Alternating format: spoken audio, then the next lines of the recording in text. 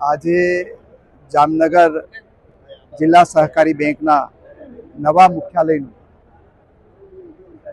કેન્દ્રના ગૃહ અને સહકારિતા મંત્રી પરમ આદરણીય અમિતભાઈ શાહની વર્ચ્યુઅલ ઉપસ્થિતિમાં યોજાઈ। આ પ્રસંગે માનનીય મુખ્યમંત્રીશ્રીએ પણ આશીર્વચન આપ્યા વર્ચ્યુઅલ, અને માનનીય મંત્રીશ્રી જીતુભાઈ વાઘાણી અને એપેક્સ બેંકના ચેરમેન અજયભાઈ પટેલે પણ ઉપસ્થિત રહીને માર્ગદર્શન આપ્યું છે। જામનગરની જે સહકારી બેંક, જિલ્લા સહકારી બેંક છે, એ બેંક પ્રગતિ કરતી આજે લગભગ 2100 કરોડ રૂપિયાનો અહીંયા કારોબાર કરે છે અને નફો કરતી બેંક છે। અને અહીંયા ખેડૂતોની લગભગ 40 જેટલી બ્રાન્ચ ઉપસ્થિત છે। આજે એમનું જે મુખ્યાલય છે 25 કરોડના ખર્ચે આધુનિક મુખ્યાલયનું ઉદ્ઘાટન કરવામાં આવ્યું।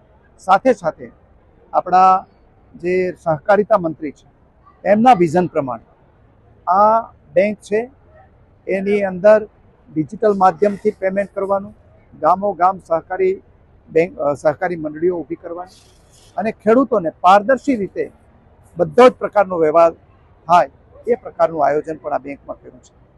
જ્યારથી આપણા યશસ્વી પ્રધાનમંત્રી નરેન્દ્રભાઈએ કારોબાર સંભાળ્યો છે, સહકારી વિભાગનું કેન્દ્રની કક્ષાએ એનું ઊભો કરવામાં આવ્યો અને સાથે સાથે ભારતના તમામ ગામોની અંદર સહકારી મંડળીઓ ઊભી થાય, દરેક શહેરની અંદર 2 લાખની વસ્તી દીઠ એક અર્બન બેંક ઊભી થાય અને દરેક જિલ્લાની અંદર બેંકો પણ અસ્તિત્વમાં આવે, એ પ્રકારે સહકારથી સમૃદ્ધિનું જે સંકલ્પ આપ્યો છે એને કારણે આવનારા દિવસોની અંદર દરેક નાગરિક સહકારી ભાવનાથી કામ કરીને સહકારના માધ્યમથી સમૃદ્ધ થાય એવો પ્રયાસ છે।